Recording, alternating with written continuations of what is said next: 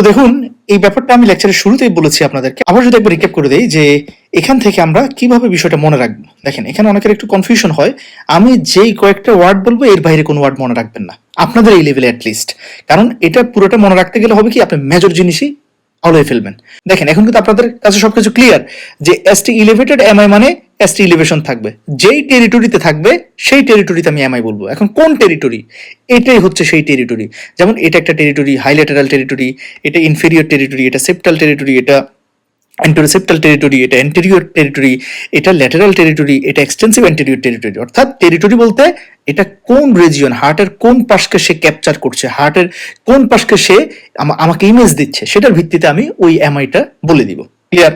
তাহলে এটা ST elevation পেতে পারি, অর্থাৎ এই যে টেরিটরিগুলো, এই যে লিডসগুলো, এই লিডসগুলোতে আমি এসটি ইলিভেটেড পেতে পারি, তখন সেটাকে আমরা বলবো এসটি ইএমআই।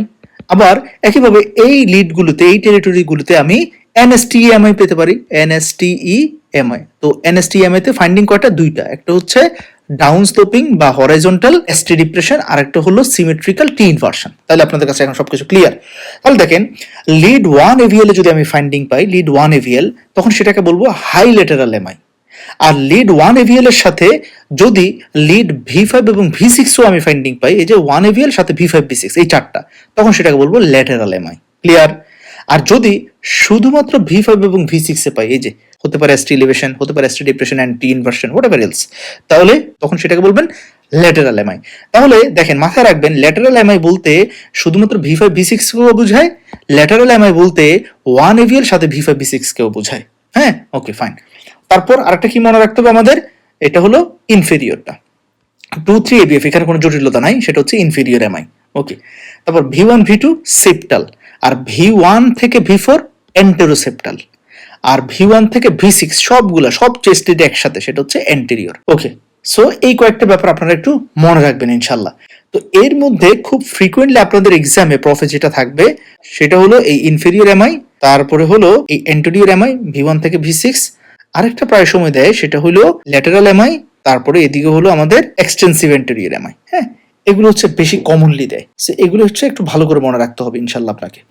ওকে, সো চলুন আমরা আপনাদেরকে এখন দেখাই যে একটা ইসিজি রিড করার সময় আপনি কিভাবে রিড করবেন। দেখেন, এই যে একটু আগে যে টেরিটরিগুলো বললাম, এটা দেখলে কিন্তু আপনার অনেকটা বিষয়টা বুঝে যাওয়ার কথা। তার মানে আমরা যখন একটা ইসিজি রিড করব, আমরা ইসিজি একদম সিকোয়েন্সিয়ালি এভাবে রিড করে যাব না, আমরা টেরিটরি ওয়াইজ দেখবো। যেমন লিড 1 এভিএল V5 V6 এই চারটা একসাথে দেখবেন। কেন? কারণ আপনারা জানেন এই চারটাতে আমি কিসের ফাইন্ডিং পাবো? ল্যাটারাল এমআই এর ফাইন্ডিং পাবো। কিসের ফাইন্ডিং? ল্যাটারাল এমআই এর ফাইন্ডিং পাবো। তারপরে কোনটা দেখবেন আপনি? 2-3 AVF। কেন? আপনি জানেন এই তিনটাতে আমি কিসের ফাইন্ডিং পাবো? ইনফেরিয়র এমআই এর ফাইন্ডিং পাবো। হ্যাঁ, কারণ আপনাকে এখানে এটা কি ল্যাটারাল নাকি ইনফেরিয়র নাকি এটা অ্যান্টেরিয়র এইভাবে বলতে হবে। সো আপনি ওই ক্লাস্টার ওয়াইজ লিড গুলো দেখবেন ইনশাল্লাহ। তারপর বাকি আছে কে? এই দুইটার কোনো ভ্যালু নাই, এই দুইটা আপনারা এখন মনে রাখতে যায় না, এগুলো আপনাদের দরকার নাই। আমি পরে সামান্য একটু 2-1 লাইন বলে দিব ওইটা। তো মনে রাখবেন এই দুইটার আপনাদের কাছে কোনো ভ্যালু নাই। তবে এখানে একটা ভ্যালু আছে, সেটা হলো এই যে এভিআর, মনে রাখবেন এভিআরে পিটা উল্টা থাকবে, টিটা উল্টা থাকবে, এবং এখানে কি থাকবে?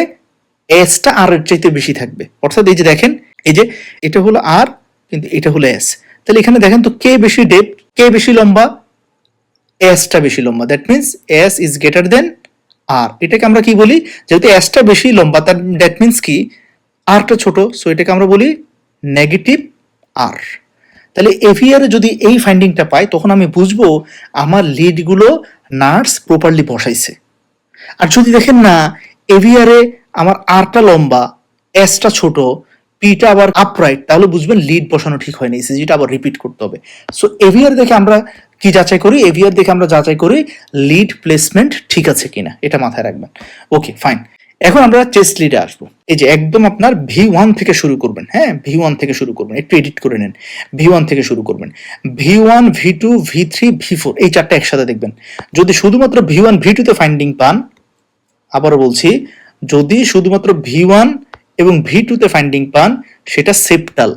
আর যদি V1 থেকে V4 এর মধ্যে শুধু এই চারটা লিডে ফাইন্ডিং পান, তাহলে সেটা হবে এন্টেরোসেপ্টাল এমআই। এন্টেরোসেপ্টাল এমআই। আর V1 থেকে V6 পর্যন্ত যদি ফাইন্ডিং পান, V1 থেকে V6 পর্যন্ত যদি ফাইন্ডিং পান তাহলে সেটা হচ্ছে কি বলেন, একটু আগে বললাম অ্যান্টেরিয়র এমআই, ক্লিয়ার? আর যদি V5 এবং V6 শুধু এই দুটোতে ফাইন্ডিং পান তাহলে সেটা কি হবে, ল্যাটেরাল এমআই। তাহলে এগুলো বারবার আপনাকে পড়ে পড়ে পড়ে পড়ে এগুলো প্র্যাকটিস করতে হবে, নাহলে আপনি পেঁচাই ফেলবেন। ক্লিয়ার? ওকে, আলহামদুলিল্লাহ।